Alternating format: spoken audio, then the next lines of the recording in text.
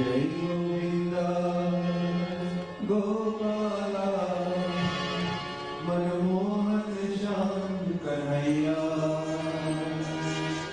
मुरलीधर गोपाला हर श्याम नंद वेला जय गोविंदा गोपाला मनमोहन श्याम कन्हैया मुरलीधर गोपाला हर श्याम नंद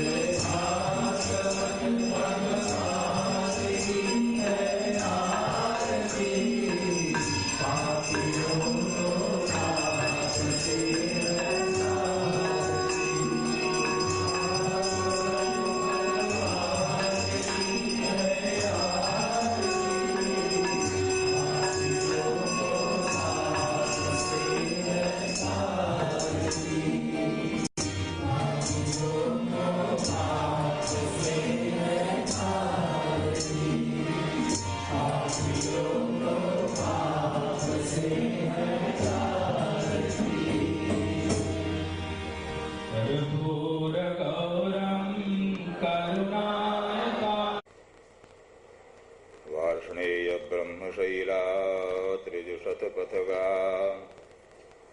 ज्ञान विज्ञानकूला पार्थस्य प्रार्थनातः चिरममृतवः प्रत्यगानन्दसिन्धुम् सम्प्राप्तार्थप्रवाहप्रपतितवितताश्वत्थमुन्मूलयन्ते गीतास्फीतानिमं तु सकलकलिमलम् स्वर्धुनीयन्दुनीते वंशीविभूषितकरान्नवनीरदाभात् पीताम्बरादरुणबिम्बफलादरोष्ठात् पूर्णेन्दुसुन्दरमुखादरविन्दनेत्रात् कृष्णात् परं किमपि तत्त्वमहं न जाने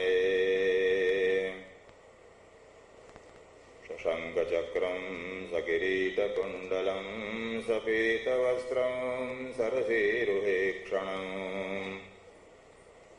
सहारवक्षस्थलकौस्तुभश्रियं नमामि विष्णुं शिरसा चतुर्भुजम् गीता सुगीता कर्तव्या किमन्यैः शास्त्रविस्तरैः या स्वयं पद्मनाभस्य मुखपद्माद्विनिसृता सर्वोपनिषदो गावः दुग्धा गोपालनन्दनः पार्थो वत्सः सुधीर्भोक्ता दुग्धं गीतामृतं महत् मूकं करोति वाचालं पङ्गुं लङ्घयते गिरिं यत्कृपातमहं वन्दे परमानन्दमाधवम्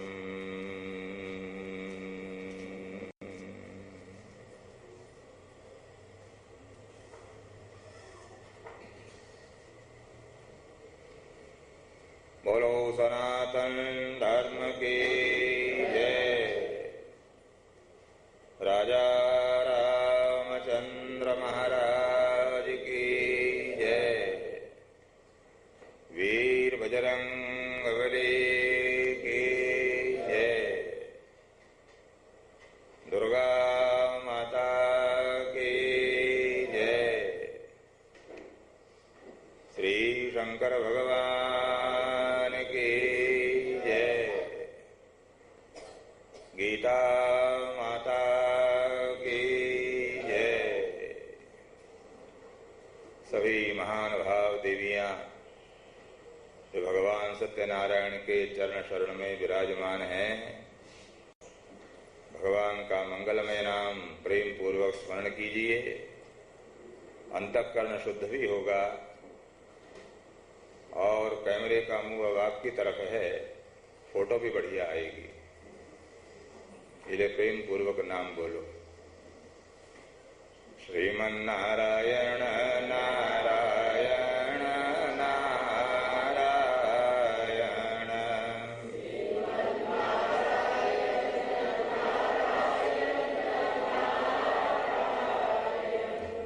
लक्ष्मी नारायण नारायण नारायण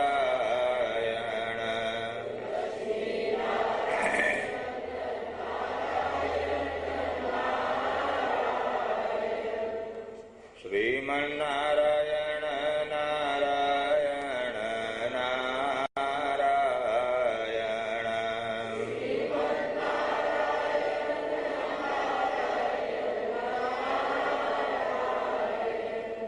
लक्ष्मी नारायण नारायण नारायण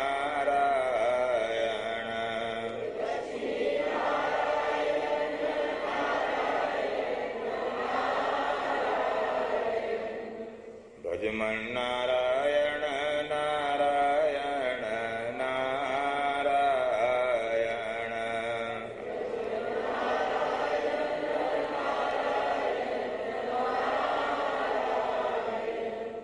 सत्यनारायण नारायण नारायण।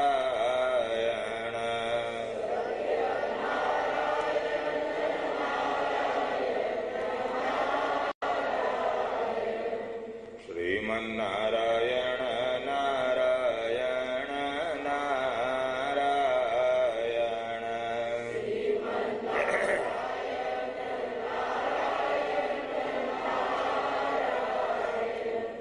लक्ष्मी नारायण नारायण नारायण।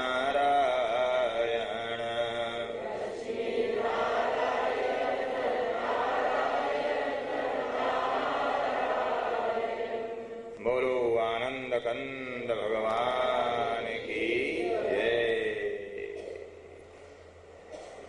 परमादरणीय श्री सनातन धर्म महासभा के सभापति महानुभाव, महासभा के अन्य सभी आदरणीय सदस्यगण, विद्वान मंडली, धर्मानुरागी सज्जनों एवं देवी, आप पिछले दिनों से गीता शास्त्र पर चर्चा श्रवण कर रहे हैं। हिंदू संस्कृति के प्रचारक और विश्लेषक ग्रंथों में गीता का स्थान सर्वोपरि है। संसार में ऐसी कोई भाषा नहीं है जिसमें गीता का अनुवाद न हुआ हो। भगवान का गीत है, द सॉन्ग ऑफ लॉर्ड, भगवान का गाया हुआ गान। भगवान कृष्ण को आनंद कंद कहा जाता है। आनंद कंद, आनंद कंद के द्वारा ये गाया हुआ गीत कितना आनंद देने वाला होगा, इसका अंदाजा लगा सकते हैं आप। संसार में सुख और आनंद, ये दोनों शब्द समानार्थक मालूम पड़ते हैं। वही सुख है, वही आनंद है, लोग ऐसा समझते हैं, पर दोनों में मूलभूत अंतर है। अंतर ये है कि दुनिया में सब शब्दों के विरोधी शब्द मिलते हैं।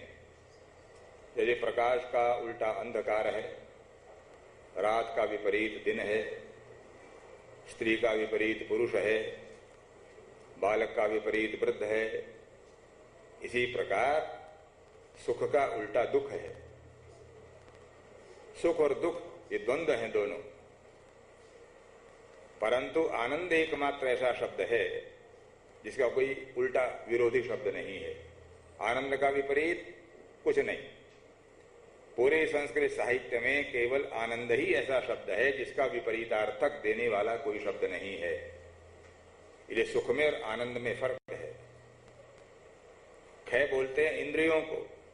खे माने इंद्रिय, आंख नाक कान हाथ पांव आदि इंद्रियों का नाम है खे। और सु माने अच्छा लगना। जो हमारी इंद्रियों को अच्छा लगता हो वो सुख, और जो इंद्रियों को बुरा मालूम पड़ता हो वो दुख। सुख और दुख वो तो सबके अलग अलग हैं। जिस चीज में मेरे को सुख मिलता है, आवश्यक नहीं है कि हमारे चंद्रिका प्रसाद शिवदीन को उसमें सुख मिले या आपको सुख मिले। इंद्रिय जन्य सुख सबके अलग अलग हैं। बालक को मीठा खाना बहुत अच्छा लगता है, बहुत सुख मिलता है उसको, परंतु जो शुगर का मरीज है, शक्कर का मरीज है, वो मौन भोग भी डॉक्टर की टेबलेट की तरह लेता है, तनी तनी तनी। और नारियल के लड्डू का तो कहना क्या है, वो तो उसको एटम बम के समान खतरनाक मालूम पड़ता है। उसको नहीं है सुख इसमें। और छोटी उम्र वाले कोई हैं तो मसाले बहुत अच्छे लगते हैं, चटपटी चीजें, तेज मिर्च मसाले वाला। सूरीनाम में तो नाम भर के मसाला मान है सिर्फ। मसाला खाना तो भारत वाले जानते हैं। हाँ, हर चीज में मसाला। चाय भी मसाले वाली पीते हैं भारत में। हमारे सभापति जानते हैं कितनी तरह की चाय भारत में मिलती है जी। चालू चाय, स्पेशल चाय, डिलक्स चाय, बादशाही चाय, इतनी तरह की चाय। हाँ जी, यहां तक कि आप केला भी भारत में खाएंगे, बकुआ, वो भी जरा छिलका उतार कर उसको चाकू से चीर कर उसे मसाला लगाएगा, फिर नींबू निचोड़ेगा, फिर आपको खाने को। वैसे केला खाने को कोई नहीं देता हूं। बातरामून खाएंगे तो ही मसाला छिड़केगा ऊपर से। इसलिए मसाला खाना हम जानते हैं, मसाला मान हम हैं। तो मसाला खाना बहुत अच्छा लगता है, बहुत जिनको प्रिय है, हानिकारक नहीं है, वो मसाला खाते हैं। तेज मिर्च मसाले, आप जितना मिर्च डालोगे उसके अलावा और मांगेंगे मिर्च, जरा मिर्च और देना। परंतु जो ब्लड प्रेशर का मरीज है, खोखो ब्लू, ना ना नमक नहीं, कम वक्त। इसलिए सुख सबके अलग अलग है। जिसमें मुझे सुख हो तुम्हारे को भी सुख मिलता हो, ये आवश्यक नहीं है। संसार में सुख और दुख सबके पृथक पृथक हैं, परंतु आनंद ऐसा शब्द है जिसका आनंद सबके लिए बराबर है। इसलिए भगवान की 16 कलाओं में 5वीं कला का नाम आनंद है। भगवान कृष्ण को 16 कला का पर ब्रह्म कहा जाता है। षोडश कलम वही ब्रह्म वेद बोलते हैं। उन कलाओं की चर्चा कभी समयांतर में सुनाएंगे, पर भगवान के 16 कलाओं में से 5वीं कला का नाम आनंद। उसका विरुद्ध नहीं कुछ। आनंद सबके लिए, पशु पक्षी कीट पतंग, जलचर स्थलचर नभचर मनुष्य प्राणी मात्र के लिए समान भाव से आनंदित करने वाला जो है, तो वो आनंद है। भगवान के द्वारा, आनंद कंद के द्वारा गाया गया जो गीत है, सारा संसार उससे आनंद उठाता है। क्यों? जीवन का लक्ष्य मालूम पड़ता है। जीवन का लक्ष्य क्या है हमारा, निर्धारित नहीं कर पाते हम। इसलिए मैंने पहले दिन कहा था, रिवाज ये है कि मरने वाले को गीता सुनाओ। अब उसकी आंख बंद होने को है, कान काम नहीं कर रहे हैं, नाक बह रही है, कब दम निकल जाए, उर्दू श्वास हो रहा है, लोग बोलते गीता सुनाओ इसको। वो क्या सुनेगा गीता, क्या करेगा गीता सुनकर?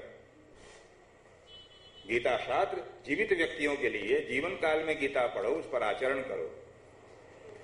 भगवान जो कह रहे हैं, हमारे 3 प्रकार के दोषों को मानसिक 3 प्रकार के दोषों को दूर करने के लिए गीता में 3 प्रकार की औषधियां हैं, वर्णन किया गया है।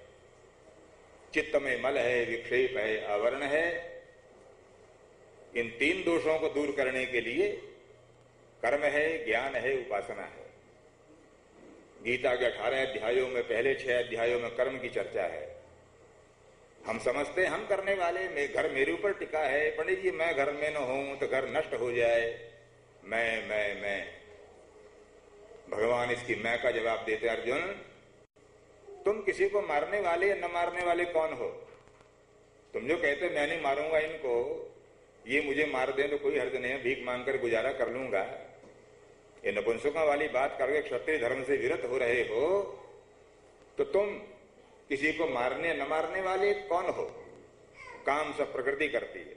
प्रकृति क्रियमाणानि गुणैः कर्माणि सर्वशः अहंकार विमूढ़ात्मा कर्ताहमिति मन्यते।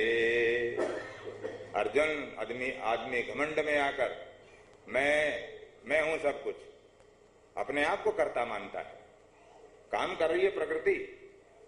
अच्छा विचार करो आप, हमारे हाथ में क्या है, हमारे वश में क्या है?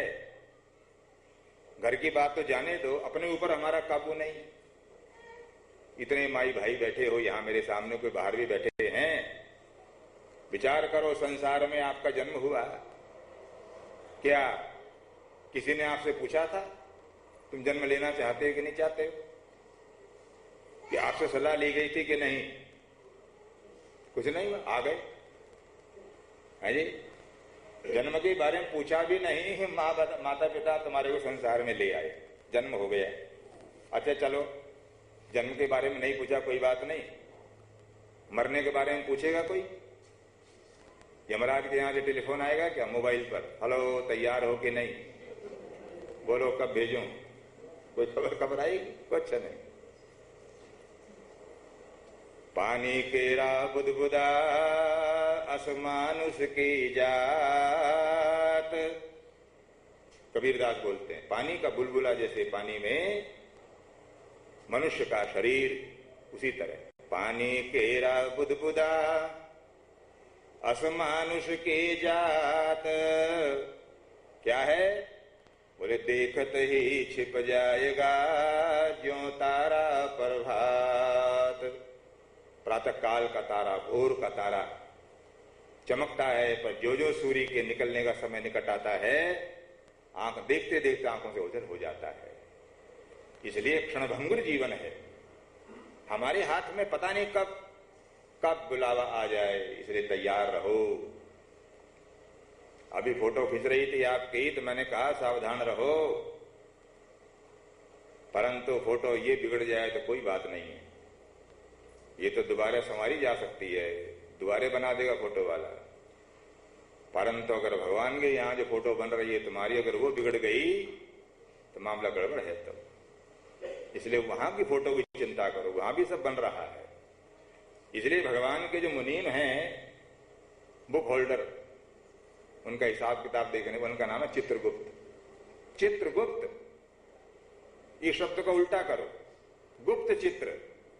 हमारे तुम्हारे सबके गुप्त फोटो वहां रखे हैं जी, दिखाए जाएंगे तुम्हारे सामने सब खाता खोल करके, तुम ही होना ये। हमने देखा हॉलैंड में अगर कोई लाल बत्ती पर गाड़ी पार कर दे तो फोटो खींच जाती है गाड़ी की। 3 दिन बाद तुम्हारे पास वो जुर्माने के कागज आ जाएगा, तुम्हारी गाड़ी है ना, तुम ही थे ना, जुर्माना भरो वरना गाड़ी जब्त। इसी प्रकार भगवान के सामने जाएंगे तो खाता खोला जाएगा, तुम ही हो ना, ये तुमने किया ना। तब हाथ जोड़ेंगे, महाराज अब गलती हो गई। जब मैं कहता हूं प्रभु से कुछ तो मेरा हाल देख, जब भगवान के सामने खाता खुलेगा हम गिड़गिड़ाएंगे, महाराज हे सत्यनारायण स्वामी जरा मेरे हाल पर दया करो।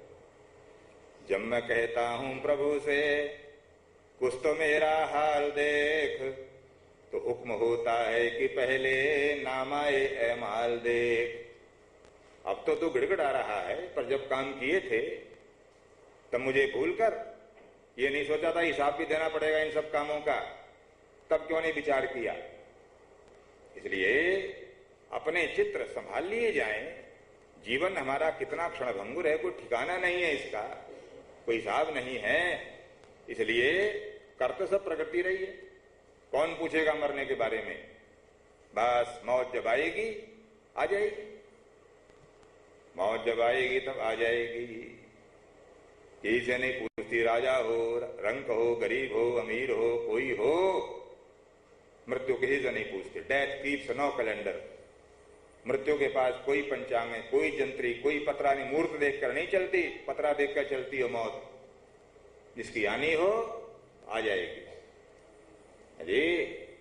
इसलिए मृत्यु के बारे में हमसे कोई नहीं पूछता। जन्म नहीं पूछा, मौत नहीं पूछी।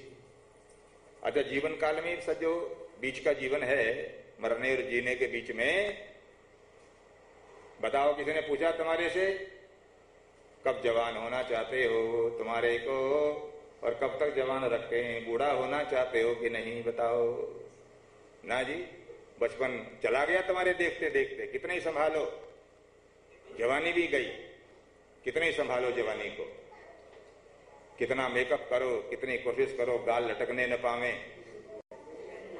हाँ जी, गाल लटकने न पावे, कितने उपाय करो।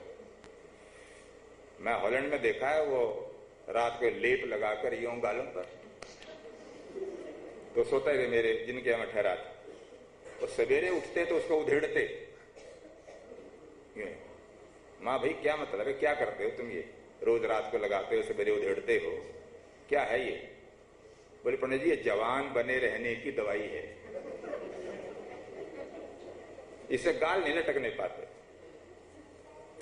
मैंने कहा इसको लगाने की बजाय दूसरी दवा बताते हैं तुम्हारे को, वो करो, बाजार से खरीदने नहीं पड़ेगा, ले। अगर बुढ़ापे को दूर रखना चाहते हो, आनंदित रहना सीखो, प्रसन्न रहना सीखो। प्रसन्न रहना, हंसना सीखो। 5 मिनट रोज हंसो, 5 मिनट कम से कम रोज बिना कारण के हंसो। हाँ सही बात। अपने घर की छत पर चले जाओ या किसी पार्क में चले जाओ, उद्यान में चले जाओ, बड़े जोर से हंसो, अट्टहास करके हंसो। 2 फायदे होंगे, अंदर का सारा जो कुंठा है, टेंशन है, सब बाहर निकल जाएगा। और दूसरे, हंसने से गाल ऊपर को उठे रहेंगे, नीचे नहीं लटकेंगे। तो सबसे सस्ती दवाई है ये। हाँ, इसको करने की बजाय बाजार से क्रीम लाना, लेप लगाना और 100 तरह के उपाय करना, आनंदित रहना। भगवान आनंद कंद जीवन में आनंदित रहने का नुस्खा बता रहे हैं। अर्जुन, तू कुछ नहीं करता है, प्रकृति करती है सब। तू तो बेकार घमंड करता है बीच, मैं करता हूं, मैं हूं। एक पक्षी है देवियों सज्जनों, टिटेरी बोलते उसको, टी करके रात को बोलता है। टिट्टिव संस्कृत में कहते हैं टिट्टिव, हिंदी में बोलते टिटेरी। प्राय पानी के किनारे, समुद्र के किनारे वो रात भर टी टी टी टी आवाज लगाता। वो रात को जब टिटेरी सोता है तो अपने पांव यूं ऊपर की ओर करके सोता है। हमने पूछा टिटेरी से, भाई तू पांव ऊपर करके क्यों सोते हो? बोले पंडित, आसमान जब गिरेगा तो मैं ही रोकूंगा ना उसको। जैसे टिटेरी का एक व्यर्थ अभिमान है, आसमान गिरेगा तो मैं उसको रोकूंगा। आसमान को रोकने वाला कोई है, सब काम करने वाला कोई है, अदृश्य है वो। उसको अनुभव करना और ये जानना कि हमारे हाथ में कुछ नहीं। ये सूत्र जीवन में प्रसन्न रहने का सूत्र है। प्रकृति क्रियमाणानि, प्रकृति कर रही है सब काम, संकेत देती है प्रकृति। आप दिन तारीख मुकर्रर नहीं कर सकते, कब बचपन गया, कब जवानी आई, कब बुढ़ापा आया। आते हैं सब, प्रकृति इशारा कर देती है। अब बोरिया बिस्तर बांधने का समय निकट आ रहा है। बचपन गया, जवानी गई, बुढ़ापा आया। और बुढ़ापा जब आता है, बाल सफेद होने लगते हैं, तो सबसे पहले यहाँ के कान के पास के यहाँ के बाल सफेद होते हैं पहले, फिर और सब जगह हो जाते हैं। यहां से शुरुआत क्यों? मानो बुढ़ापा आकर तुम्हारे कान में कहता है। हाँ, कान में आकर बोलता है, सुनो, बचपन आया था तुम्हारे को छोड़कर चला गया, जवानी आई वो भी छोड़कर चली गई, पर चिंता न करो, मैं आया हूं तो तुम्हारे को साथ लेकर जाऊंगा, छोड़कर नहीं जाऊंगा। मैं ऐसा बेवफा नहीं हूं कि आऊं और यूं ही चला जाऊं। बाल सफेद होना क्या हुआ था? राजा दशरथ यही तो हुआ था। 2-4 बाल सफेद हुए थे बस। राजा दशरथ शीशा देखा था अपना मुकुट सीधा करने के लिए, यूं सामने शीशा देखा, जरा मुकुट ठीक कर लो। संस्कृत में बोलते हैं शीशे को दर्पण। दर्पण, दर्पण माने दर्पम नयति, जो देखने वाले के भीतर घमंड पैदा कर दे, उसको बोलते दर्पण। आप किसी आदमी को देखो जब वो शीशा देख रहा हो और तुम्हें न देख रहा हो, तुम छिपकर देखो। जब आदमी शीशे के सामने खड़ा हुआ होता है तो बिल्कुल पागल, मैडमैन, सोले आने। हाँ जी, कितनी तरह से अपना मुंह देखता, कोई यूं करेगा, कभी ऐसे करेगा, कितने एंगल बना बना के मुंह देखता, मानो कोई पागल है, दिमाग खराब हो गया इसका। संस्कृत में बोलते दर्पण और उर्दू वाले बोलते आईना। आईना। बाल सफेद हो गए तो क्या करा, बाजार से स्याही लाए और बालों को रंग लगा करके दोबारा काला किया। ओह, बुढ़ापा आने लग गया। फिर देखा अपने सामने ये शीशा करके, गई हुई जवानी आई कि नहीं आई? शीशा बोला आई ना, आई ना। बहुत कोशिश करी परंतु नहीं आई। इसलिए जैसे आप स्वीकार करते हैं जवानी को, बुढ़ापे को भी स्वीकार करो। बुढ़ापे के अपने आनंद हैं, बुढ़ापे का अपना आनंद है। जवान बने रहने की कोशिशें एक दिन बेकार हो जाएंगी, है जी। यहां तो मैंने नहीं देखा है, पर हॉलैंड में देखा है। वहां स्त्रियां पतियों को नाम लेकर बुलाती हैं, नाम लेकर बुलाएंगे। और फिर एक, क्षमा कीजिए, एक दोष और है, माता पिता ने, पंडित ने पत्रा पंचांग देखकर बहुत अच्छा नाम रखा है जी। राधा कृष्ण, राम गोपाल, सीताराम, जय राम, कितने अच्छे नाम रखे, रामचंद्र। परंतु जाने कहां से ये रिवाज चला है, एक नाम और रखा जाएगा, जोनी, टोनी, है जी, वेलकम, वेलकम, जैक्सन, फैक्सन, पता नहीं क्या क्या। ऐसी बेटियों के राधा, कमला, बिमला, दुर्गा, सरस्वती, विद्या, जयंती, मंगला, कितने अच्छे नाम। परंतु और नाम सब, रिंकी, पिंकी, चिंकी, क्या है ये हीन मनोवृत्ति का सूचना देने वाली चीज है। Inferiority complex. जो हमारे नाम हैं वो कुछ कमी है उनमें, हमें औरों जैसे नाम भी रखने चाहिए, तब हम उन जैसे बन पाएंगे। इन्हें बोलता हूं, किसी गैर हिंदू ने, ईसाई, किसी मुसलमान ने कभी तुम्हारे नाम रखे? अपने नाम के साथ साथ रामचंद्र भी जोड़ा हो, राधा कृष्ण भी मिलाया हो, गोपाल, जयराम कुछ रखा? कुछ नहीं। नाम हमारी पहचान है। हमारी पहचान नाम से, भाषा से सांस्कृतिक पहचान बनती है। चीन वाले बहुत हैं यहाँ, चीनी भाई, उनके अपने जैसे नाम होंगे, युंग थुंग, चुंग तुंग, शुंग, हांग फांग, इस तरह के नाम। कोई चीनी राधा कृष्ण नहीं मिलेगा, कोई चीनी राम कुमार नहीं मिलेगा, कोई ईसाई नहीं मिलेगा ऐसा। इसलिए जो हम हैं, हम में क्या कमी है? हमने गीता जय शास्त्र सारे संसार को दिया है, हिंदुओं ने दिया है। आज दुनिया जिसको कर्तव्य बोध करना हो, अपनी भाषा में गीता का अनुवाद करके पढ़ने के लिए विवश है। इसके सिवाय कोई मार्ग दिखाने वाला ग्रंथ नहीं है।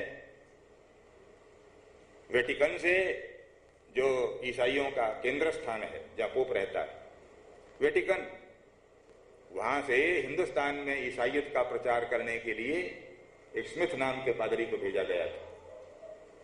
जाओ, हिंदुओं के, हिंदू धर्म का खंडन करो, ईसाइयत का प्रचार करो। स्मिथ वहां गए, जाकर पूछा, मुझे हिंदू धर्म की जानकारी प्राप्त करने के लिए कौन किताब पढ़नी चाहिए? तो भारतीय पंडित हंसने लगे उसकी बात पर। स्मिथ से कहा कि भले आदमी, हमारे इतने ग्रंथ हैं, तेरे 7 जन्म बीत जाए तो भी पूरे न होंगे। 4 वेद हैं, 18 पुराण हैं, 18 उप पुराण हैं, वाल्मीकि रामायण है, महाभारत है, सूत्र ग्रंथ हैं, आरण्य ग्रंथ हैं, उपनिषद हैं, क्या कितना पढ़ेगा तू? वो घबरा गए स्मिथ। ओहो, इतना सब? हमारा खाली एक बाइबल, मुसलमानों का एक कुरान, इनके इतनी किताबें? तो बोला, थोड़े में बता दो, थोड़े में समझ जाऊं, ऐसी कोई किताब। तो भारतीय पंडित, अच्छा तुम गीता पढ़ो। गीता सब उपनिषदों का सारभूत ग्रंथ है, गीता पढ़ो तुम। उन स्मिथ महानुभाव ने हिंदू धर्म का खंडन करने के लिए गीता पढ़नी शुरू करी। परंतु आपको जानकर आश्चर्य होगा कि 10 अध्याय तक पहुंचा वो, पर 11वें अध्याय में जब भगवान ने अपनी कृपालुता का दिव्य प्रदर्शन किया, अर्जुन पर दयार्द्र हो गई भगवान। ये तो यूं ही ऊहापोह में उलझा रहेगा, समय बिता देगा यूं ही, जान न पाएगा असल तत्व क्या है, और मैं करता रह जाएगा। तब भगवान अर्जुन पर जब दयालु होकर के अपने स्वरूप का दिग्दर्शन कराते हैं, अर्जुन उसको देख जो सब करने वाला है। मैं तेरा सारथी बन गया हूं, तो सारथी नहीं हूं कुछ मैं केवल, इसलिए मेरे असल रूप को देख। परंतु तुम्हें इन आंखों से न देख पाएगा, मैं तुझे वो दिव्य नेत्र देता हूं जिससे मेरे वास्तविक रूप को देख पाएगा। तो दिव्यम ददामि ते चक्षु पश्य मे योगमैश्वरम, मेरे ऐश्वर्य को देख। और तब भगवान ने विराट रूप का दर्शन कराया। अर्जुन चारों अनंत सूर्य निकल आए हों जैसे, इतना प्रकाश हो गया। भगवान का आकाश मंडल में मस्तक है, चारों दिशा जहां देखते हैं भगवान का दिव्य शरीर दिखाई पड़ता है। और भगवान अनंत मुखों में से विराट भगवान के काल रूपी मुख में से भीष्म, द्रोण, दुर्योधन, दुशासन, जयद्रथ, कर्ण, विकर्ण, ये सब उनकी दाढ़ों में कुचले हुए जाकर और मलिदा बन बन करके निकल रहे हैं। भगवान बोलते अर्जुन देखो मैं हूं महाकाल, कालोस्मि लोक क्षयकृत प्रवृद्ध, लोकान समाहर्तुमिह प्रवृत्त। प्रकृति का, संसार का संतुलन बना रखने का काम मैं करता हूं काल के द्वारा। मेरे काल वाले मुख में देखो, ये भीष्म, द्रोण आदि सब जिनको तुम मारना नहीं चाहते, ये सब मेरे यहाँ खत्म हो गए हैं, मैं सबको इनको मार चुका हूं। ये सब तो लाशें खड़ी हैं तुम्हारे सामने, तुम इन पर लाशों पर बाण चलाओ तो नाम होगा तुम्हारा अर्जुन ने मारा, अर्जुन बड़ा पराक्रमी गांडीवधारी। इसलिए मयैवेते नेता पूर्वमेव, मैं इनको पहले ही मार चुका हूं। तो निमित्त मात्रम भव सव्यसाचिन, अर्जुन तो खाली निमित्त बन जा, नाम तेरा होगा, काम मैं कर चुका हूं। और देख मेरे स्वरूप को देख। जब यहां तक वो स्मिथ पादरी गीता पढ़ते पढ़ते पहुंचे, बस उनके विचार बदल गए। अर्जुन को दिव्य नेत्र नहीं दिए थे, मालूम पड़ता है स्मिथ को भी दिव्य आंखें मिल गई। वो खंडन करना भूल गया। वेटिकन से पूछा गया तुम हिंदू धर्म का खंडन करने के लिए गए थे, तो तुमने वहां क्या किया जाकर? तो स्मिथ ने जो जवाब दिया, स्मिथ कहते हैं कि या तो हिंदू धर्म क्या है ये तुम मुझसे समझ लो, अथवा ईसाई मजहब क्या है ये मुझे समझा दो। या तुम मुझे बताओ ईसाई मजहब क्या है, अथवा मैं तुम्हें समझाता हूं हिंदू धर्म क्या है। Bhagavad Gita the song of lord has been called the New Testament of India, ये स्मिथ के शब्द हैं। But for the Smith religion it is more than that. भगवान के द्वारा गाए गए गीता शास्त्र को, इस गीत को मैं अपने जो धर्म ग्रंथ, ईसाइयों के धर्म ग्रंथ है, उससे कहीं ऊंचा मानता हूं। परंतु जहां तक मनुष्यता को मार्ग दिखाना, मानव जीवन को ऊपर उठाने की बात है, पूरी दृष्टि से ये हमारे धर्म ग्रंथों में कहीं ऊपर है। It is more than that. इसलिए गीता शास्त्र भगवान सूत्र देते हैं जीवन में, अहंकार विमूढ़ात्मा कर्ता मिति मन्यते। अभिमान में आकर के आदमी में समझता मैं करता हूं, मैं कर रहा हूं, तुम कुछ नहीं करते हो, कर तो रही है प्रकृति, करने वाला मैं हूं, मेरे द्वारा हो रहा है सब कुछ। इसलिए पहले कर्मयोग सुनाया, अपने कर्म करो परंतु फल की आशा मत करो, फल देने वाला मैं हूं। किसान बीज बो सकता है केवल खेत में, अंकुर निकलेगा कि नहीं, ये बीज नष्ट हो जाएगा, इसकी कोई गारंटी उसके पास नहीं है। विद्यार्थी खाली परिश्रम कर सकता है, परंतु सफलता मिलेगी कि नहीं कौन जाने, ये दैवाधीन है सब। इसलिए अहंकार को छोड़ो, शरणागत बनो, मेरी बात मानो। श्रीमन्नारायण नारायण नारायण।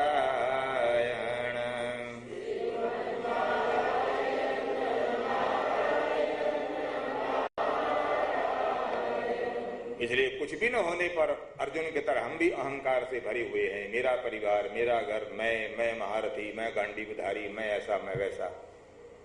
भगवान को अपना नौकर मानकर आज्ञा देता है, चलो मेरा रथ निकालो, मैं देखूं जरा कौन मुझसे लड़ने आए हैं। अभिमान पूर्वक परमात्मा को आज्ञा देता है, चलो निकलो।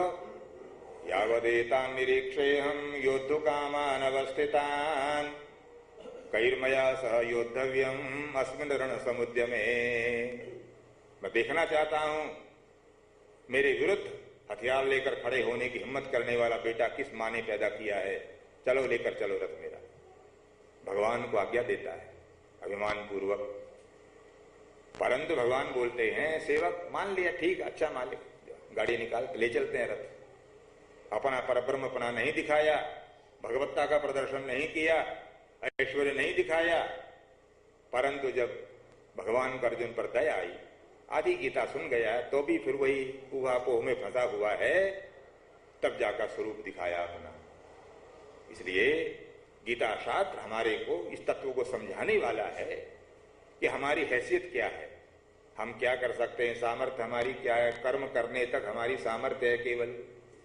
भगवान बोलते हैं कर्म का परित्याग नहीं किया जा सकता। मैं भी करता हूं कर्म, श्री कृष्ण कहते हैं उत्सीदे यूरि में लोका न कुर्याम कर्म चेदहम शंकरस्य च कर्ता श्याम अपहन्यामिमा प्रजा। अगर मैं कर्म करना छोड़ दूं तो लोग भी कर्म करना छोड़ देंगे, इसलिए मुझे जरूरत नहीं है, मुझे कुछ करने की आवश्यकता नहीं है।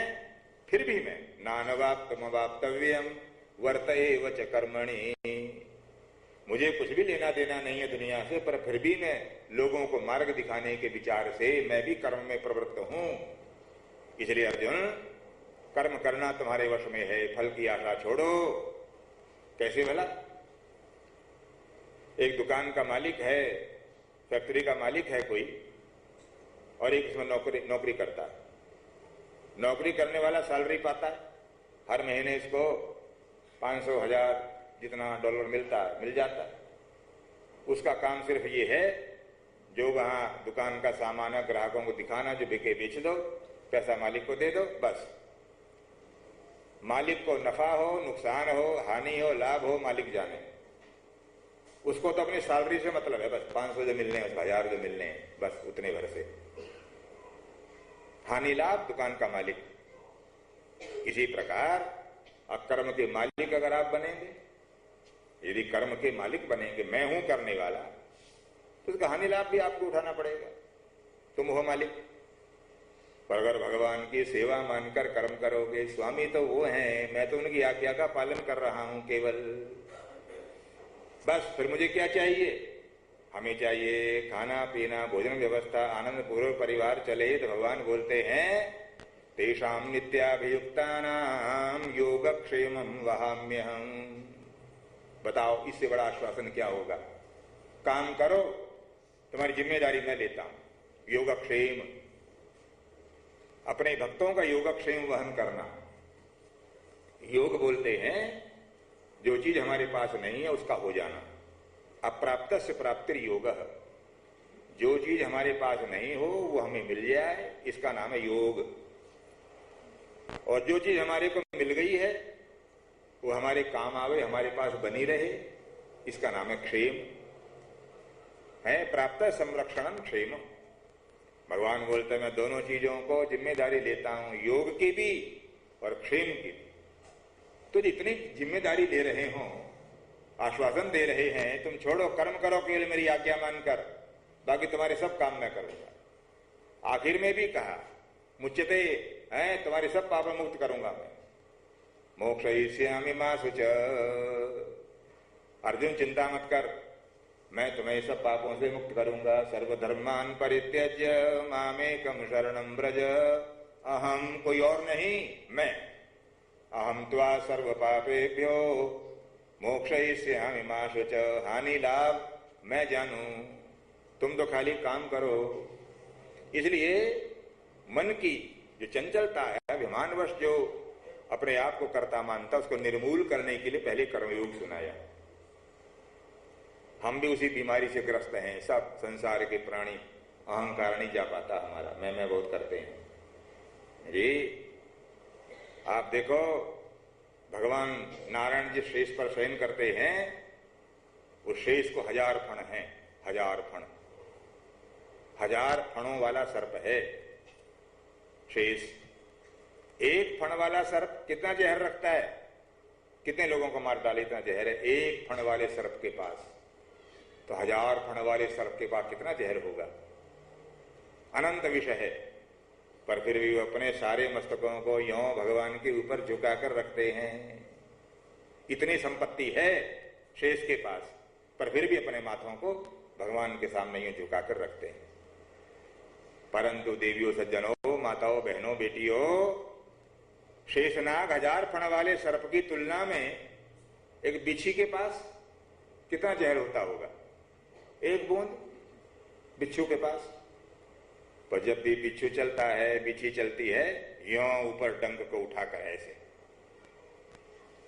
वो बिच्छुओं की पंक्ति चली जा रही थी, 5 7 10 बिच्छी थे।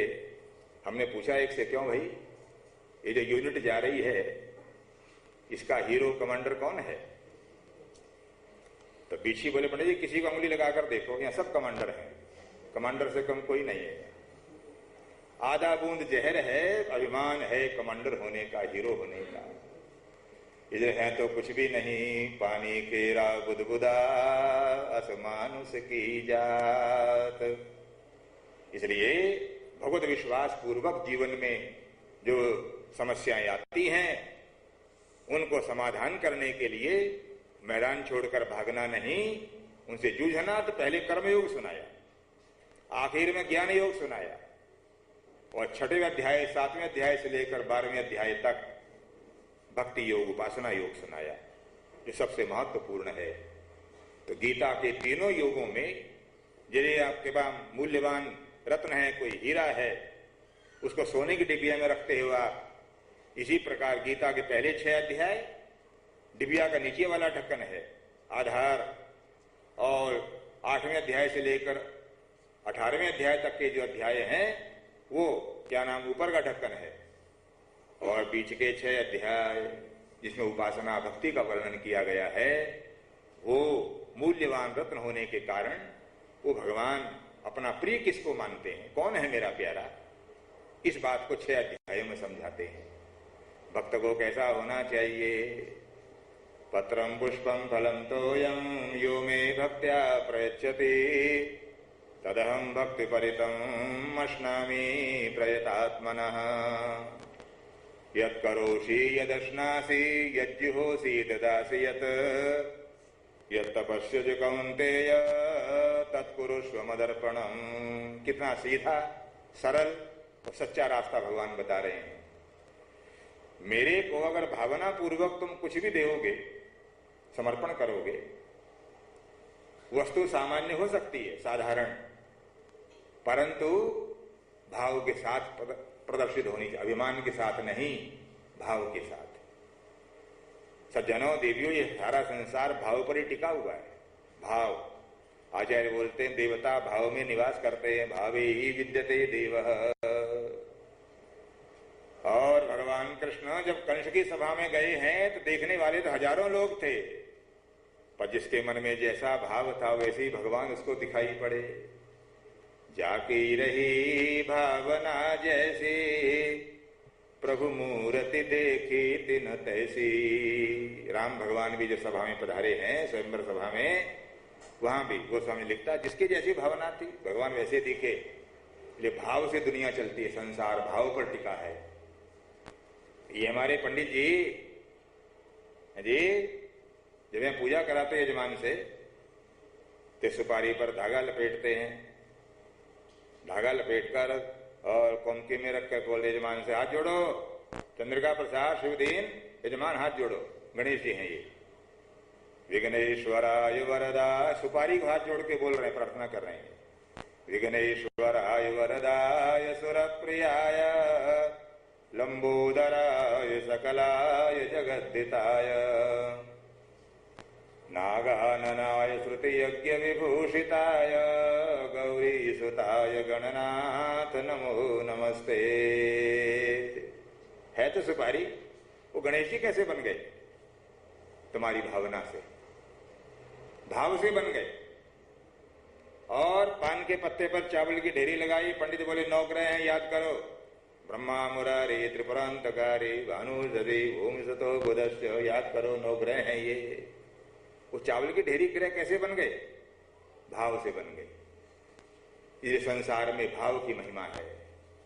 आप इतने महान भाव देवियां सज्जन मेरे सामने बैठे हो, मैं आपसे पूछता हूं, इतना लंबा और स्टेनलेस स्टील का बना हुआ चाकू चलाकर किसी का पेट चीर देना पाप है कि पुण्य है? अगर चाकू चलाकर किसी का पेट फाड़ दिया जाए, चीर दिया जाए, वो पाप है कि पुण्य है? लोग बोलेंगे पंडित जी क्या बताएं, पाप है कि पुण्य है? चाकू तो डॉक्टर भी चलाता है और डाकू भी चलाता है, चाकू दोनों चलाते हैं, डॉक्टर भी और डाकू भी। चाकू पेट में घुसेड़ कर पेट फाड़ डालेंगे दोनों। परंतु डॉक्टर से आप प्रार्थना करते हो, हे डॉक्टर साहब मेरा पेट कब फाड़ोगे, मेहरबानी करो, मेरा ऑपरेशन कब करो, मेरा ऑपरेशन आप जल्दी मुझे मौका दो। आप डॉक्टर से अपना पेट चीरने के लिए प्रार्थना करते हो, वो तुमसे इतने बड़े कागज पर हस्ताक्षर करवाएगा, पहले हैं बॉन्ड भरवाएगा। अगर ऑपरेशन करते समय, तुम्हारा पेट फाड़ते समय मरमरा गए तो मेरी कोई खरांसी जिम्मेदारी नहीं है। वो बोले हाँ जी ठीक है, मर जाऊं चाहे जी जाऊं, तुम मेरा पेट फाड़ दो। डॉक्टर से पेट फाड़वाने के लिए आप एग्रीमेंट करते हो, अपॉइंटमेंट लेते हो, जल्दी करते हो, कब मेरा करोगे काम। और फिर वो बेहोश करके तुम्हें मेज तफरा पर लिटाकर जो काट छांट करके चाहे बाहर निकाल दे पेट में से, आप कोई पूछताछ नहीं करते, होश में आने पर डॉक्टर को धन्यवाद देते हो और औरों को जाकर बताते हो, जिनको अपना पेट चिरवाना हो उनको बताते हैं, फलाना डॉक्टर है बहुत अच्छा है, ऐसा पेट चीरता है पता भी लगने नहीं देता, बड़े सफाई से चलाता है चाकू। डॉक्टर की तारीफ करते, पर वही काम डाकू भी करता है, वो भी पेट चीरता है, आंतें बाहर निकाल करके काट डालता है सब। परंतु दोनों के चाकू चलाने की क्रिया तो बराबर है, चाकू चलाने की क्रिया में कोई फर्क नहीं, बराबर है वो, परंतु भाव का अंतर है। डॉक्टर चाकू चलाता है प्राण बचाने के लिए, जीवन दान के लिए चाकू चलाता है, और डाकू, चोर, लुटेरा, बदमाश, गुंडा चाकू चलाता है तुम्हारे प्राण लेने के लिए, वो जीवन नष्ट करने के लिए चलाता है, वो जीवन बचाने के लिए चलाता है। तो चाकू चलाकर किसी का पेट चीर डालना ये क्रिया अपने आप में पाप पुण्य नहीं है, बल्कि चाकू चलाने वाले के मन में भाव क्या है, किन मतलब से चाकू चला रहा है, वो भावानुसार पाप पुण्य कहा जाता है। इसलिए शास्त्र बोलता है मन कृतं कृतं कर्म न शरीर कृतं कृतं, ये नैवा लिंगिता कांता ते नैवा लिंगिता सुता। तुम्हारे मन में जो भाव है, तुम्हारी क्रिया पाप और पुण्य उसके अनुसार बनेगी। मन कृतं कृतं कर्म न शरीर कृतं कृतं। जैसे जब विवाह हो जाता है, बेटी को विदा करते हैं, तो विवाह वेश में ससुराल जाने के लिए तैयार, बेटी को पिता भी गले लगाता है, छाती से लगाकर बेटी को खींच लेता, बेटी रोती है, नए घर में जाना है, आगे पता नहीं कैसे लोग मिलेंगे, चिंता होती है। और मामा जो है अपनी भांजी को पालकी में या कार में बिठाने के लिए संभाल करके लेके जाता है, ऐसा पहले रिवाज था। अब तो ये सब खत्म हो, जानते भी नहीं लोग, तो अब तो लड़कियां रोती भी नहीं है। हाँ, रोने क्या बात है, हाँ जी, हंसते हंसते जाते ही करते, पता नहीं लगता है कि इसका विवाह हुआ किसका, सब ही कर रहे हैं। और फिर मामा की भी जरूरत नहीं है, मामा क्या करेगा, अपने आप खुद कर कार में बैठ जाती हैं। इसलिए वो पुरानी बात बताता हूं, जब बेटी विदा करना, बड़े बड़े धैर्यवानों के धैर्य छूट जाते थे। जब महर्षि कण्व ने शकुंतला को विदा किया है, शकुंतला तो पालित पुत्री है, उनकी कोई अपनी बेटी थोड़ी थी, पाली थी, खाली पालन पोषण किया था। और जब शकुंतला को विदा किया तो कालिदास ने वर्णन किया उनकी मनस्थिति का, यास्यत्यद्य शकुंतलेति हृदयं संस्पृष्टमुत्कंठया कंठः बाष्पितस्तंभितो हृदयः। कण्व बोलते हैं आज शकुंतला को विदा करना है, सवेरे से ही। कण्व महाराज का संध्या वंदन में मन नहीं लगता है, शकुंतला चली जाएगी, उत्कंठा से और संभावित वियोग से बेटी चली जाएगी। हैं, कण्व की मनोदशा कितनी विचलित है। तो कण्व कहते हैं कि जब मैंने शकुंतला को पैदा नहीं किया है, उसको खाली पाला पोषा है, उसको विदा करते थे, मुझे इतना दुख हो रहा है। तो जो अपनी सगी बेटियों को विदा करते हैं, उन पिता माताओं के कलेजे पर क्या बीतती होगी, है जी, उनका क्या हाल होता होगा। इसलिए भगवती जानकी को जब विदा किया राजा जनक ने, राजा जनक की भी सीता जी अपनी बेटी नहीं है, और पर विदा किया, बहुत कोशिश करी विदा न करनी पड़े। आपको जानकर अचंभा होगा, राम जी की बारात राजा जनक ने 6 महीना तक रोक कर रखी। 6 महीना। क्यों? जनक जी सोचते हैं कि अगर बारात विदा करूंगा तो बेटी विदा करनी पड़ेगी, इसलिए बेटी कुछ दिन और मेरे पास रह जाए, इसलिए बारातियों को रोक के रखो। रो नए नए पकवान खिलाएं बारातियों को। अरे 6 महीना। राजा दशरथ को बड़ी चिंता। दशरथ जी बोलते थे, महा भाई विदा करो बेटियों को, अब अयोध्या में बहुओं का इंतजार हो रहा है, विदा करो। दशरथ जी को चिंता थी, परंतु बाराती बड़े मजे में सब कहते थे, जनक जी हमें घर जाने की कोई जल्दी नहीं है, आप जितना मर्जी खिलाओ पिलाओ पकवान, हम तो यहाँ बेफिक्र हैं, घर में चिट्ठी लिख दी है, हमारी कोई चिंता करने की जरूरत नहीं है। 6 महीना बारात रोक के रखी, पर फिर भी जब बेटी विदा करी, जी सबसे पहली बेटी जो विदा की गई है हमारे इतिहास में, राजा मनु ने जब देवहूति को विदा किया, राजा मनु भी रोए। देवहूति को गले से लगाकर बेटी का माथा अपने आंसुओं से धो दिया। मनु भी, राजर्षि मनु भी चित्त में धैर्य धारण न कर पाए। राजा जनक के भी चित्त चंचल हो गया। कहते थे बड़े ज्ञानी हैं, विदेहराज हैं, बड़े विरागवान हैं, इतने सब हैं, परंतु जब सीता जी को विदाई के लिए तैयार खड़ा हुआ देखा, मैं वो पद मेरे यहां तक आ गया है, सुना दूं, अंदर ले जाऊंगा तो मुझे परेशान करेगा रात भर। क्या हाल हुआ जनक जी का। बिंदु गोस्वामी वृंदावन के महाकवि हुए, उन्होंने लिखा है, सीता जी को देखकर जनक जी क्या दशा हुई। देखते ही सिय मूर्ति को निज अंग विफूरति खोवन लागे,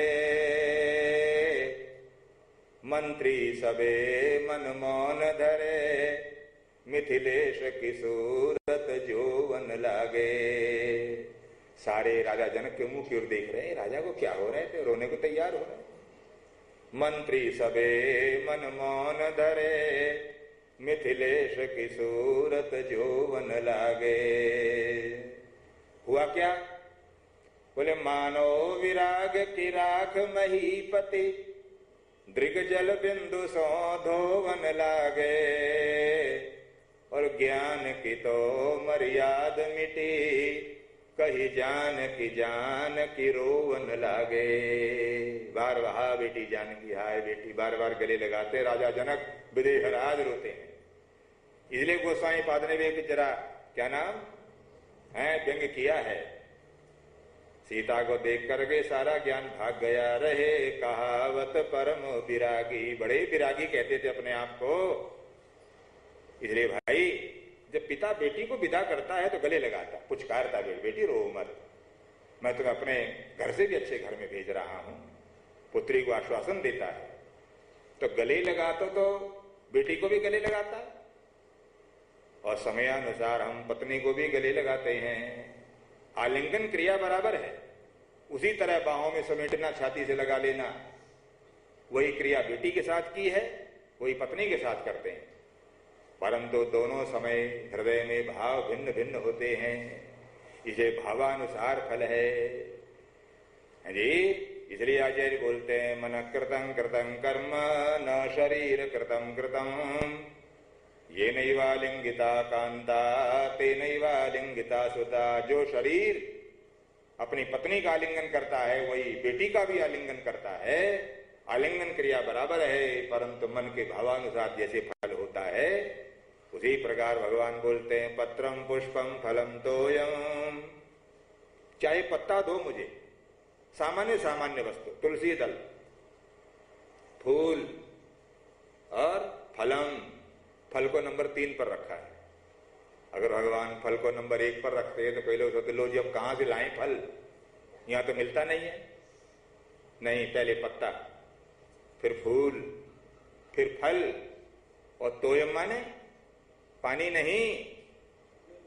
अगर तीनों चीजें तुम्हारे पास नहीं है, इन तीनों चीजों के अभाव में न होने के कारण भगवान के सामने 2 बूंद आंखों से पानी टपका देना, महाराज मेरे पास तो कुछ भी नहीं है, न पत्र है, न पुष्प है, न फल है।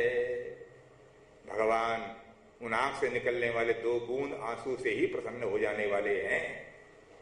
इसलिए तोयम कहा, पत्रम पुष्पम फलम तोयम, पर शर्त एक है, यो में भक्त्या प्रयच्छति, जो मुझे भक्ति के साथ भाव के साथ समर्पित करेगा तो मैं अश्नामी प्रयतात्मनः, मैं उसको स्वीकार करता हूं, खाता हूं अपने भक्त द्वारा दी हुई सामान्य वस्तु को। इसलिए भगवान ने जीवन पर जाने कितने प्रसाद खाए होंगे, भोजन किया होगा, परंतु आचार्य बोलते हैं जब भी भोजन की बात चलती तो भगवान शबरी के द्वारा खिलाए गए बेर के फलों की मिठास याद करते। ओहो, फल तो तुमने बहुत खिलाए भाई, पर शबरी माँ ने जो मुझे बेर खिलाए थे वो फल की मिठास इन फलों में नहीं मिलती है। अथवा विदुरानी ने, विदुर पत्नी ने केला खिलाने की बजाय छिलका खिलाया, प्रेम में देख रही है कृष्ण की, ओहो कृष्ण आज मेरे घर आए हैं, बिना पूर्व सूचना के गदगद हो गई। घर में और कुछ था नहीं, भगवान बोले चाची बहुत भूखा हूं मैं, काकी भूखा हूं बहुत, तब क्या लाऊं, घर में वो कच्चा केला था, केवल पका हुआ भी नहीं था। विदुरानी इस भाव से गदगद हुई, कृष्ण मेरे घर में हैं, कुछ खाने को मांग रहे हैं, और दुर्योधन के भोजन का निमंत्रण ठुकरा कर आए हैं, तो वो कच्चा केला ही देख रही है कृष्ण जी की ओर, और छील छील करके गिरी तो नीचे गिराती जा रही है, छिलका जो है भगवान को खिलाती जा रही है, छिलका खिलाया। विदुर महाराज आए अचानक बीच में, देखा ये क्या कर रही है पागलपन, गिरी नीचे है, छिलका भगवान को खिला, अरे क्या करी, तेरी आंख खोल के देख क्या हो रहा है ये, हैं ठाकुर हमारे घर पधारे कृष्ण तो छिलके खिला रही है। भगवान बोले काका तुम बड़े बेमौके आए, मुझे बहुत स्वाद आ रहा, मुझे नहीं पता था मैं क्या खा रहा हूं, बस ये खिला रही थी मैं खा रहा था, तुमने बताया मैं छिलके खा रहा हूं, गिरी नीचे पड़ी है। तो भगवान विदुरानी के द्वारा समर्पित भावपूर्ण भाव से दिए गए केले के छिलकों को भी याद करते हैं, शबरी के खिलाए हुए जंगली बेरों को याद करते हैं, उनके साथ चूंकि भाव था। इसलिए आप जो मौन भोग लगाते हो, ये भोग लगने के बाद सब बांटते हो तो बड़े प्रेम से लोग खाते हैं, कितना स्वादिष्ट लगता है। वैसे कभी आप घर में मोहन भोग बनाओ और भोग न लगाओ, प्रसाद मानकर न बनाओ, वैसे खाने के लिए बनाओ, वो स्वाद कभी नहीं आ पाएगा, नहीं आएगा वो स्वाद। इसलिए भगवान कहते हैं मैं खाता, रस डालते, रस वस्तु में रस कहां से आता है। आप कहते हो फलाना भोजन बनाता हो, हाथ में उसके बहुत रस है, उसके हाथ में बहुत रस है, वो रस कहां से आता है, रस आता तुम्हारी निष्ठा से, यदि तुम्हारी भावना है तदनुसार भगवान अपने विभूति प्रकरण में बोलते हैं। 7वें अध्याय में विभूति सुनाई है, विभूतियां भगवान ने, तो उसमें सबसे पहले रस का नाम लिया। अर्जुन संसार के पदार्थों में जो रस है वो मैं हूं, रसोमप्सु कौन्तेय प्रभास्मि शशि सूर्ययो। विभूति प्रकरण में सबसे पहले रस का नाम लिया। दुनिया में रस ही है केवल, तब दुनिया अच्छी लगती है। इसलिए हाँ, आपको मोहन भोग में रस प्राप्त होता है, वो पूरी खिलाते हो, दुर्गा जी की बनाते हो, लपसी बनाते हो, बड़ी ओ क्या कहना है, बहुत बढ़िया भाई, नारियल का लड्डू बनाते हो, बहुत बढ़िया भाई। परंतु मैंने सूर्यनाम में नहीं देखा है किसी मंदिर में कहीं भगवान को कढ़ी का या दाल भात का भी भोग लगाया जाता हो।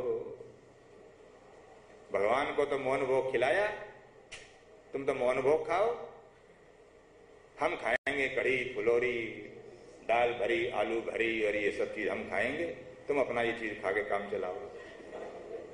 क्यों भाई? इन बेचारों को खाली मोहन भोग खिलाओ, लड्डू खिलाओ बस। लोग बोलते पंडित जी नमकीन खाने से उनको होकबलुद हो जाएगा। हाँ, नमकीन खिलाएंगे तो होकबलुद हो जाएगा। मैंने कहा तुम जो मोहन भोग खिला, लपसी खिला रहे हो सालों बरसों से, मुद्दत से, तो उनको सही करने हुआ होगा। इसलिए अगर उस कढ़ी फुलोरी दाल भात उसमें भी वही आनंद प्राप्त करना चाहते हो कि जो मोहन भोग में प्राप्त होता है, तो क्यों नहीं भगवान को दाल भात चावल रोटी का भोग लगाया जाता। वो केवल इसलिए वो हम अपने लिए बनाते हैं, दाल भात फुलोरी कढ़ी अपने लिए बनाएंगे और मोहन भोग मान रखा भगवान के लिए। पर घर में तुम्हारे कोई मेहमान आना हो तो उसकी इच्छा अनुसार भोजन बनाते हो, कैसा वो क्या खाता है, कितना है, कौन चीज पसंद है, तो पूछते भी हो। आप हम चीज बनाएं तो खाओगे आप, पनीर की सब्जी बनाएं आपको अच्छी लगती है, नमक मिर्च खाओ तो ठीक है आपको, लहसुन प्याज हम लोग खाते हैं, आप खाते हो तो आपके उसके बिना बना देंगे। जैसे साधारण व्यक्ति की भी इच्छा अनुसार भोजन बनाते हैं आप। और परमात्मा भगवान नारायण, उनके लिए अगर घर में भोजन बनना हो, ठीक है, मोहन भोग का भी लगाओ भोग, पर दाल भात भी तो कभी खिलाओ, नमकीन। अरे होकोगलुत कैसे होगा, खाया तो है नहीं कभी, खाएंगे तभी तो होकोगलुत की शिकायत की संभावना है। इसलिए भगवान बोलते हैं, यत् करोषि यदश्नासि यज्जुहोषि ददासि यत् तपस्यति कौन्तेय तत्कुरुष्व मदर्पणम्। जो भी तुम करते हो वो सब मेरे लिए की जाने वाली सेवाएं मानकर उस काम को तुम करो। इसलिए भगवान की भावना और भक्ति वाली बात उन्होंने 6 अध्याय में सुनाई। और आखिर में अर्जुन को कहा, सुनाया तुझे बहुत मैंने, ध्यान योग, कर्म योग, उपासना योग, पुरुषोत्तम योग, विभूति योग, बहुत सुना ये सब। अंत में रहस्य की बात तुझे बताता हूं, इसलिए बताता हूं कि तुम मेरे भक्त भी हो और मेरे मित्र भी हो, रिश्तेदार भी हो। भक्तोऽसि मे सखा चेति रहस्यम ये तदुत्तमम। उत्तम रहस्य, रहस्य ही नहीं, उत्तम रहस्य सुनाता हूं तुम्हारे को। वो भगवान का श्लोक याद करो, मन्मना भव मद्भक्तो मद्याजी माम नमस्कुरु मामे वेशे सत्यन्ते प्रतिजाने प्रियोसि में। भगवान कहते हैं प्रतिजाने, अर्जुन मैं प्रतिज्ञा करता हूं। अरे साधारण हाड़ चाम का आदमी कोई प्रतिज्ञा कर लेता है, कसम खा लेता, उसको निभाता है जीवन भर। नहीं भाई मैंने कसम खा रखी, मैं इसको निभाऊंगा, अपनी कसम नहीं तोड़ूंगा। भगवान बोलते अर्जुन मैं भी प्रतिज्ञा करता हूं, प्रतिजाने, मैं प्रतिज्ञा कर रहा हूं। क्या? बोले मन्मना भव मद्भक्तो मद्याजी माम नमस्कुरु। अगर इतने काम कोई करेगा, मन्मना भव, मुझे केवल मंदिर में ही नहीं सर्वत्र और अपने हृदय में विराजमान जो देखेगा, परमात्मा मुझसे दूर नहीं, यहाँ अंदर बैठा अंतःकरण में विराजमान है श्री कृष्ण नारायण। मन्मना भव, मद्भक्त, अपने सब व्यवहार भावना पूर्वक मुझे समर्पित करने का अभ्यासी हो जाएगा। मदयाजी, यज्ञ याग आदि जो अनुष्ठान कर्म करेगा उनके फल की अधिकार मुझे सौंप देगा। आप जैसा चाहो महाराज, मैं तो आपकी आज्ञा अनुसार कर्म कर रहा हूं केवल, बाकी आप जानो। मदयाजी और माम नमस्कुरु, जो मुझे मेरे सामने झुकेगा, मुझे प्रणत हो जाएगा, तो मामे वेशे सत्यन्ते, वो एक तरह से मेरा अभिन्न अंग बनकर मेरे साथ रहेगा। इसलिए प्रतिजाने प्रियोसी में, अर्जुन तू मेरा प्यारा है, इसलिए तुझे प्रतिज्ञा बताता हूं अपनी, तब मेरे में और उसमें कोई भेद न होगा। तो भगवान के साथ निरंतर जुड़े रहने का जो मंत्र है 18वें अध्याय में आखिर में सुनाया, और फिर चरम मंत्र जो वैष्णव लोग हम लोग इसको अपना सर्वस्व मानते हैं, आप सब भी बोलते हो, यत्र योगेश्वर कृष्ण यत्र पार्थो धनुर्धरः तत्र श्री विजयो भूति ध्रुवाने तिर्मतिर्मम। ये निष्कर्ष संजय का है। बस ये बताकर विराम करते हैं। अभी लड़ाई प्रारंभ नहीं हुई है, लड़ाई अभी होनी है, युद्ध अभी होगा, परंतु युद्ध का परिणाम क्या होगा ये संजय पहले ही बता देते हैं। और किसको बता रहे हैं? जिसको गीता सुना रहे हैं, जो अपने बेटों के मोह में पड़ा हुआ, अंधा होता हुआ भी जानता दुर्योधन ने सब अन्याय अनीति और कदाचरण किए हैं, तो भी उसकी विजय की आशा लगाए हुए जो बैठा है, दुशासन दुर्योधन जीतेंगे, ऐसे राजा को, धृतराष्ट्र को। इसलिए मैं बात कहता हूं, गीता सुनी तो बहुत लोगों ने, कई गीता के श्रोता हैं, आप हम सब भी श्रोता हैं, और संजय ने भी सुनी। वेद व्यास महाराज तो दिव्य दृष्टि देना चाहते थे धृतराष्ट्र को, तुम दिव्य दृष्टि ले लो, लड़ाई देखो। धृतराष्ट्र बोले महाराज नहीं, मैं जब परिवार का विनाश देखना नहीं चाहता। अब आंखों क्या करूंगा परिवार का विनाश देखने के लिए? तो व्यास बोले तो मैं संजय को देता हूं दिव्य दृष्टि। ये राजमहल में बैठा बैठा कुरुक्षेत्र का सब हाल देखेगा, तुम्हारे को सुनाएगा। इसलिए संजय सुन रहे हैं जो भगवान सुना रहे हैं, और धृतराष्ट्र को सुना रहे हैं। एक श्रोता संजय, एक श्रोता धृतराष्ट्र, और एक साक्षात अर्जुन। तीन है श्रोता, परंतु तीनों में सबसे नंबर 1 श्रोता है संजय, और सबसे गया बीता श्रोता है धृतराष्ट्र। निकम्मा, नाकारा, व्यर्थ, बिल्कुल किसी काम का नहीं, 4th क्लास। हाँ, क्यों? सारी गीता सुन गया, संजय ने सुना दी, और सारी गीता सुनने के बाद धृतराष्ट्र बोले संजय फिर आगे क्या हुआ? अरे नालायक, तो अब पता नहीं लगा सका आगे क्या हुआ होगा। जो गीता का ध्यान ही नहीं दिया, गीता को उपदेश पर ध्यान ही नहीं दिया, बस ध्यान तो उसका लड़ाई पर है। इसलिए पूछता आगे क्या हुआ? इसलिए सबसे गया बीता बेकार। और अर्जुन है उत्तम श्रोता है, वो गीता सुनने के बाद कहता है महाराज नष्टो मोह स्मृतिर्लब्धा तत्प्रसादान् मयाच्युत स्थितोस्मि गत संदेह करिष्ये वचनं तव। मैं मेरी गलती थी, मोह में पड़ा हुआ था मैं, वो मेरा नष्ट हो गया, और अब मैं आपकी बात मानूंगा महाराज। इसलिए मैंने कहा अपनी भूल स्वीकार कर लेने से बड़े साहस की बात और कोई नहीं है। अपनी भूल स्वीकार करना बड़ी भारी साहस, उदारता और बड़प्पन की निशानी है। अपनी भूल को मान लेना, है जी भैया, हाँ मुझसे भूल हो गई, ये कह देना, पार्दोन पार्दोन। हाँ जी, पर यही नहीं कहा जाता हमारे से, बस खास तौर पर देवियों से नहीं कहा जाता क्षमा करना। वो अपनी झूठ को साबित करने के लिए 10 झूठ बोलेंगी, पर ये न कहेंगी पार्दोन। हम भी ऐसे हैं।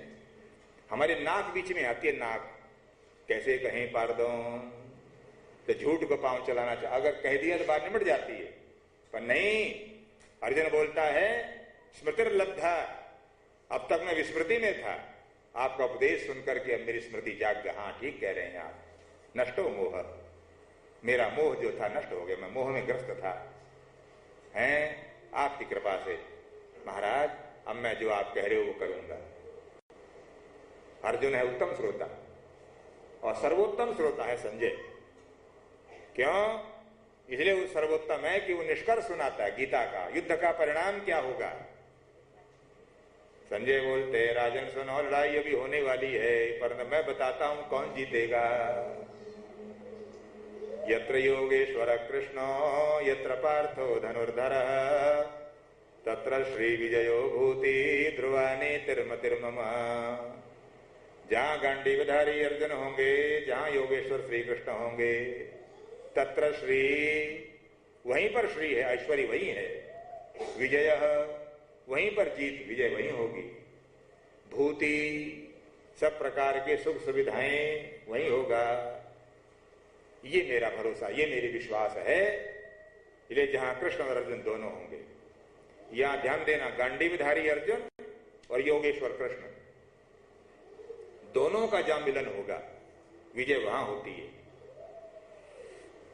इसका तात्पर्य भी है, गीता हमारे जीवन के साथ संबंध रखने वाला ग्रंथ होने के कारण इसका तात्पर्य भी है कि जब तक नौजवान और घर के बड़े बूढ़े दोनों में तालमेल नहीं होगा, नौजवानों के पास जोश है, बूढ़ों के पास होश है, होश और जोश दोनों का मिलन जब तक न होगा, अगर नौजवान घमंड में आकर हैं अपने आप को सुपर हीरो मानकर घर के बूढ़ों के लिए कहेंगे ये सब out of date, out of fashion है, इनको तो अलमारी में शोकेस में रख देना चाहिए, ये किसी काम के नहीं बूढ़ों। पर वो ये नहीं मानते, अनुभवों की पूंजी बूढ़ों के पास है। उन्होंने जीवन के संघर्षों में जो अनुभव इकट्ठे किए हैं, नौजवान जब तक उन अनुभवों को इकट्ठा करेगा वो भी बूढ़ा हो जाएगा, अनुभवों पर चलेगा कब। इसलिए अगर पुरानी पीढ़ी से अनुभव ले लिए जाएं और नई पीढ़ी अपने जोश का उसके साथ मिलान करके जीवन यात्रा प्रारंभ करे तो विजय जरूर प्राप्त होती है, इसमें कोई संदेह नहीं है। भगवान का दिव्य ज्ञान हम आप सबके जीवन में इस प्रकार का धारणा बनाएं, वृद्धों का सम्मान करना, बड़े बूढ़ों को इज्जत देना, उनसे मार्गदर्शन प्राप्त करना और अपने सामर्थ्य को उसके साथ जोड़ करके जीवन यात्रा में सफलता प्राप्त करना, ये गीता का मूल मंत्र जो संजय ने सुनाया पिछले 3 दिनों में गीता के शास्त्र को लेकर कुछ चर्चाएं आपके सामने की हैं। आप उनमें से बहुत सारी बातों को धारण करने का प्रयास करेंगे। हमारे यजमान श्री चंद्रिका प्रसाद शिवदीन महानुभाव ने ये जो 4 दिन का गीता यज्ञ रखा था, कल प्रातःकाल उसकी पूर्णाहुति का समय है। आप हम सब बड़े सौभाग्यशाली हैं, विज्ञान यज्ञ में सम्मिलित हुए। प्याऊ लगाने वाला स्वयं पानी नहीं पीता है और लोग भी पानी पीकर के कृतार्थ होते हैं, जैसे इसी प्रकार ये ज्ञान यज्ञ का आयोजन करने वाले महानुभाव भी सब प्रकार से उनके परिवार वृद्धि को प्राप्त करे। धर्म भावना, ऐसे मांगलिक अनुष्ठान करने की बुद्धि उनकी कभी शांत न हो, निरंतर ऐसे मांगलिक काम करने की प्रेरणा भगवान उनको प्रदान करते रहें। आप सब माता भ्राताओं के लिए मंगल कामना करते हुए बात को विराम करता हूँ। सर्वे भवन्तु सुखिनः, सर्वे सन्तु निरामया, सर्वे भद्राणि पश्यन्तु, मा कश्चित् दुःखभाग् भवेत्।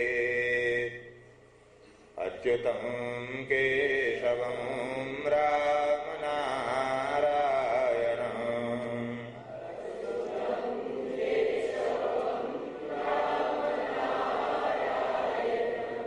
कृष्ण